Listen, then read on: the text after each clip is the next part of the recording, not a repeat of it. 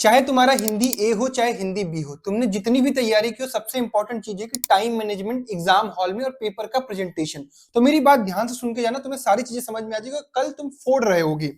तो मैं तुम्हें ये कहता हूं कि तुम अगर जैसे अपने प्री बोर्ड में या जो भी तैयारी किए थे जैसे लिखते थे उसमें बदलाव मत करना। लेकिन अगर तुम्हें पता नहीं कि एग्जाम में कैसे लिखना होता है हिंदी कॉपी, तो मेरी इस स्ट्रेटजी को फॉलो कर लेना।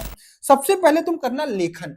कारण यह है कि एग्जामिनर को यह पता हो जाए कि भाई मुझे फॉर्मेट आता है, क्योंकि फॉर्मेट तो आप प्रिपेयर करके जा रहे हो लेखन वाला जो मैंने सिखाया हुआ है। तो लेखन पहले अटेम्प्ट करना, और इसको अटेम्प्ट करने के लिए हिंदी ए वाले बच्चे 40 मिनट लेंगे और हिंदी बी वाले भी बच्चे 40 मिनट लेंगे। फिर उसके बाद तुम्हारा पाठ्य पुस्तक, क्योंकि तुमने पढ़ा हुआ है ना, तो तुम्हें सब पता है, तो आंसर तुम रिलेवेंट लिखोगे, कुछ इधर उधर की बात नहीं लिखोगे। तो पाठ्य पुस्तक तुम्हें करना है 60 मिनट में।